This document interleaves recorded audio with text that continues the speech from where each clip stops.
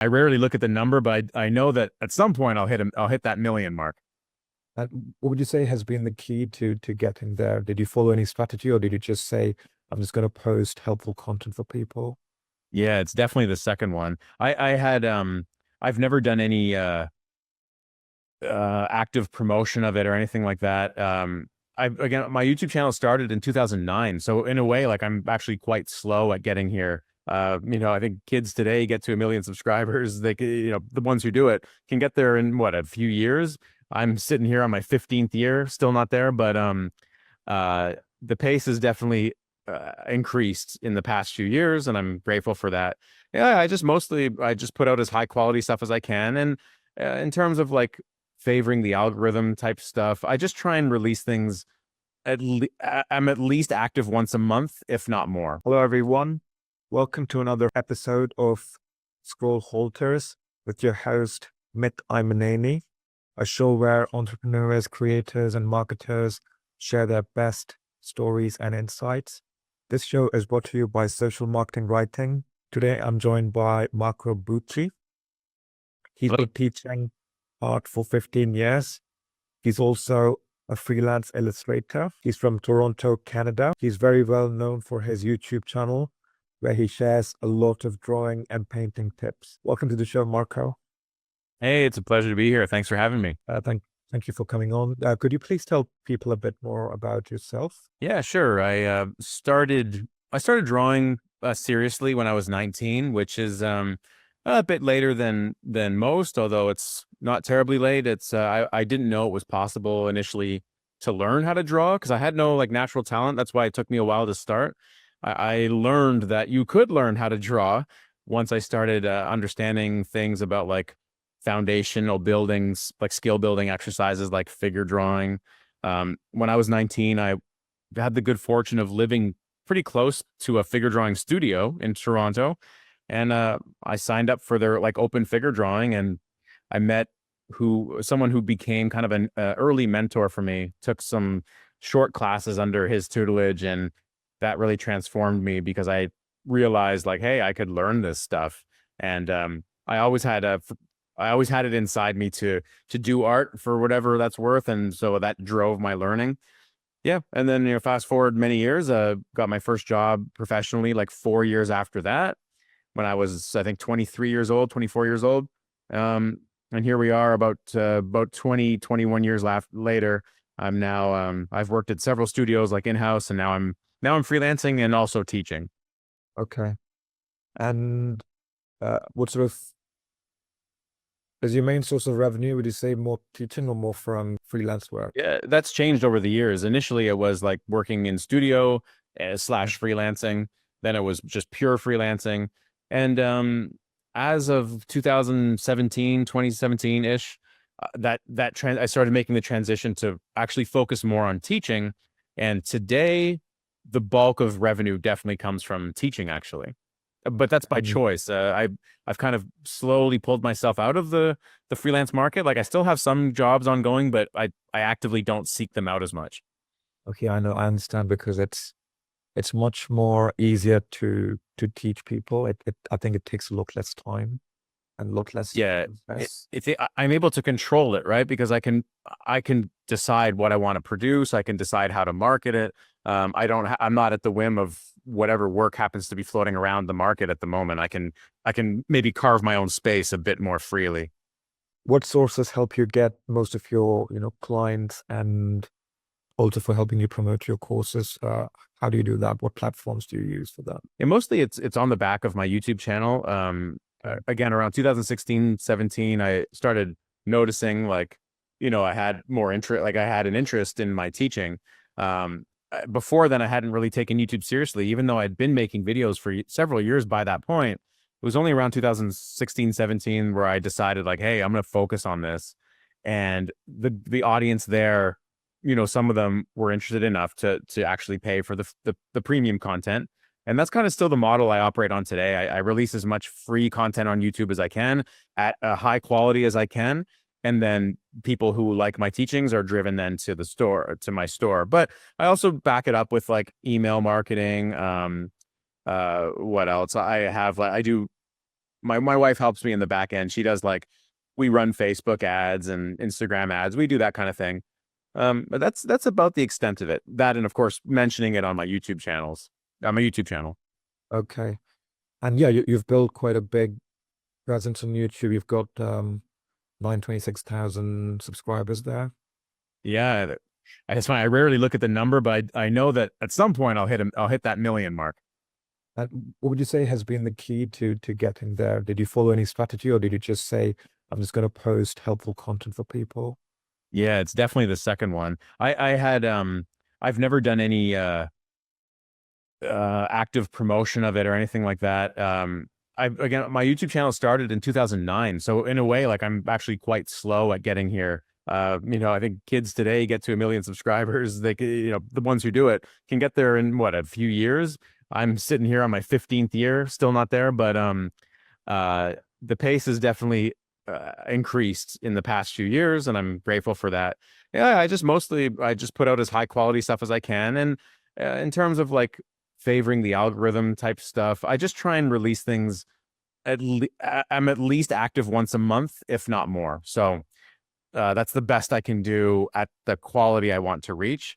But I have been trying to do like shorter videos lately to put more out there because there's more and more people on the platform and the algorithm favors activity. So I try and cater my videos to be like still high quality, but short enough, I guess, that I can produce them a bit more quickly than maybe I used to.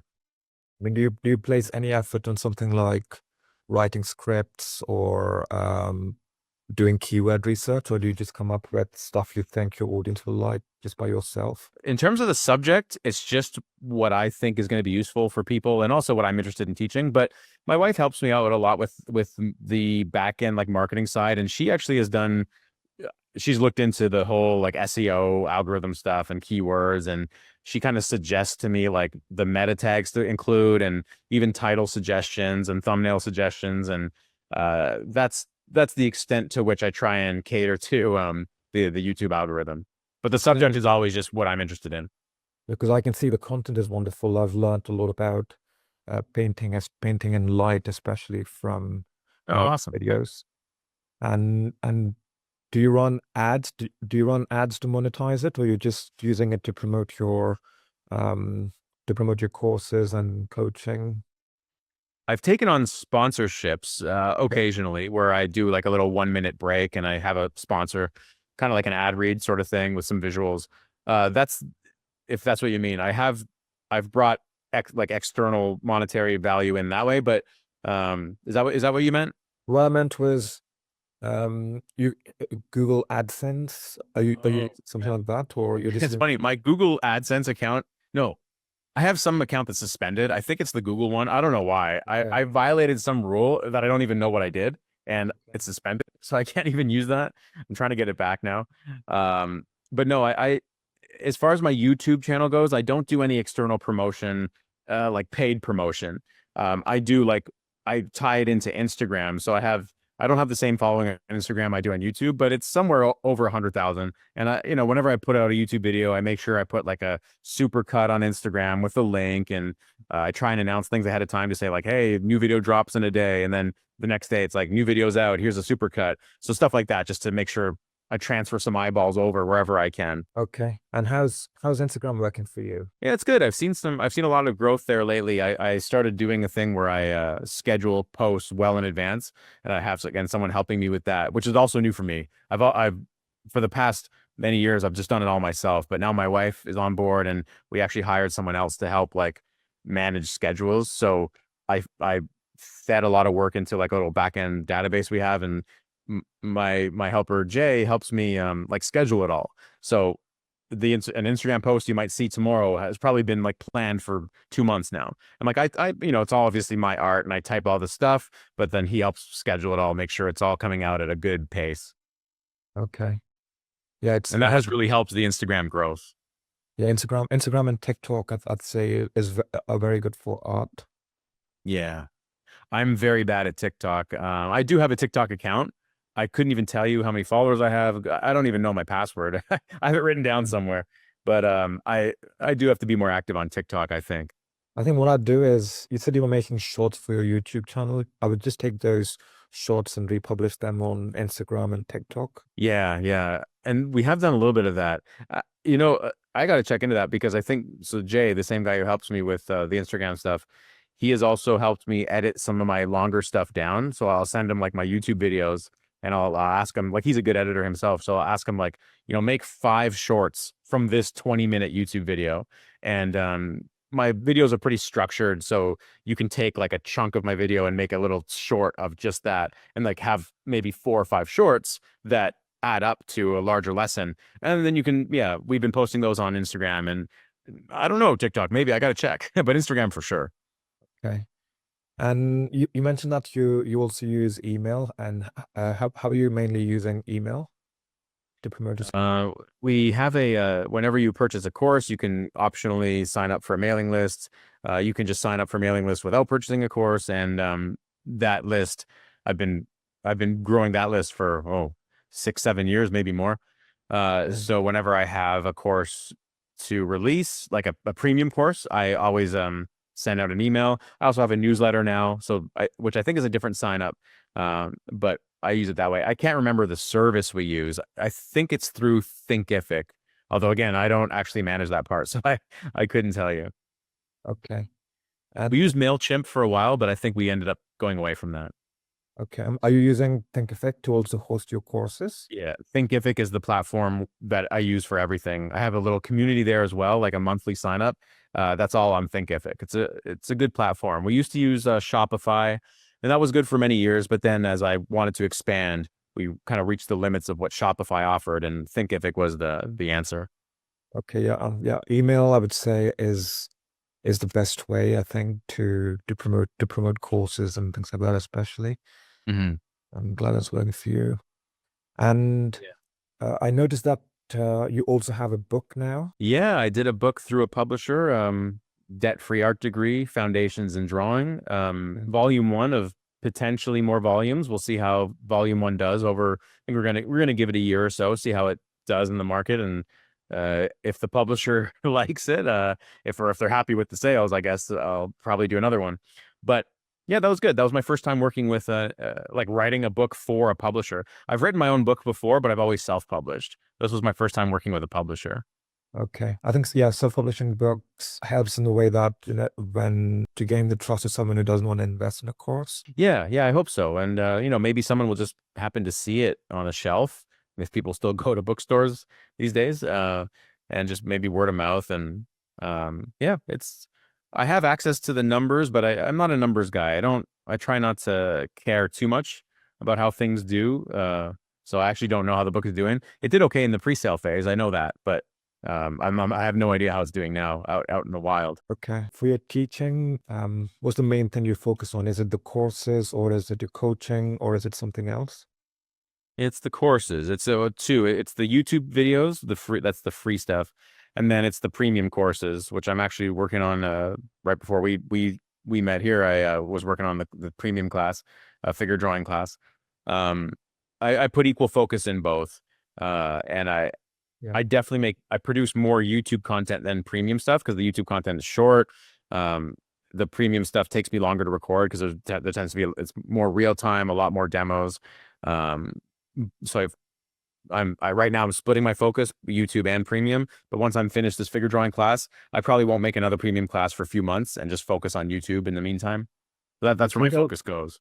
Can you tell us a bit more about the new course you're working on? You mentioned to me via email earlier. Yeah, it's called a Total Guide to Figure Drawing, and it's kind of a sort of a A to Z figure drawing manual, like on video, where I talk about different chapters, different aspects of figure drawing, like from gesture to form to shading and lighting and anatomy, all those different things that go into good figure drawing.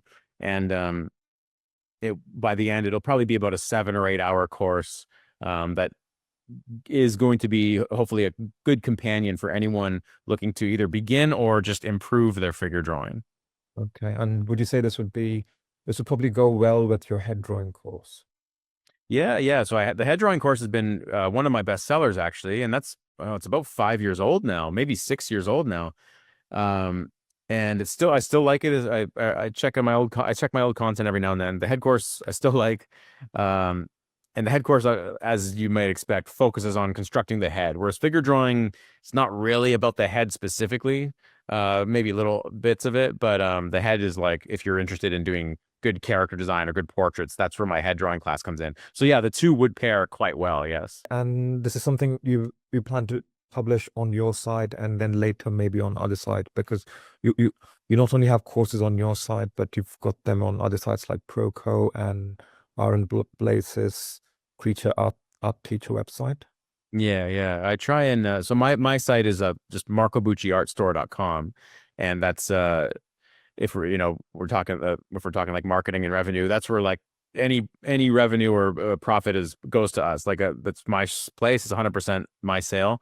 So I try and keep things exclusive there for a little bit. Just makes the most like business sense to do that. But I'm also, well, A, I'm friends with, but also B, I've been invited to also sell some of my courses on Proco, for example. And Proco has a much greater reach than I do. So both from a marketing standpoint and because I'm friends with the crew there, yeah, it's been a good fit for me to have my courses available there too. Now they are the same courses, like my head class, you can buy it from me or you can get it on Proco. It's the same class. There are benefits to go either way. Like with the Proco one, you can access his community or their community. With mine, you can either you can access my community now or just have have your courses hosted on my Thinkific platform. It really depends on where you are more comfortable purchasing from. Okay, and I mean, yeah, you mentioned that it's a little bit more expensive. I mean, you don't get the whole amount when someone buys it on Proco, but do you get any sort of added benefits, such as when someone buys the course on Proco's website, they come back and check out the other stuff on your website, on your YouTube channel? Yeah, I view it all as ultimately a form of marketing or cross promotion. Like if someone finds me on Proco, they may very well follow me to my site or just maybe purchase more of my stuff on the Proco platform. Either way, I'm just happy that people are interested in what I'm doing, and ultimately that I can that allows me to keep doing what I'm doing, I guess. Because you also meant, I also noticed that you also offer coaching. Yeah, yeah, that's actually on a separate platform called SuperPeer, which is part of Skillshare, which is another platform I'm on, Skillshare.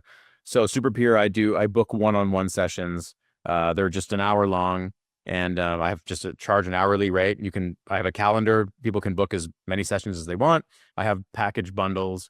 And yeah, those are like one-on-one coaching where it's like me and you, we sit in a video conference just like this, and I'm sharing my screen, of course, and people send me their art, and we go over whatever it is they want to focus on. I'll go over it with them it's a very focused, intense hour. Usually goes a bit over an hour, and that's on SuperPeer.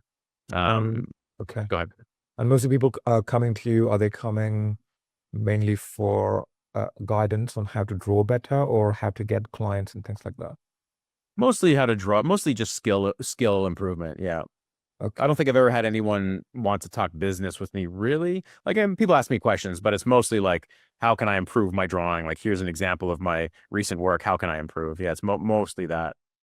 And would you say that most of these people are coming directly to you, as in they watched a video, a YouTube video, and then hired you, or do you think that had they bought something like a smaller course first and then decided to upgrade to coaching? Mostly people have seen my courses. Yeah, my either YouTube or my premium stuff.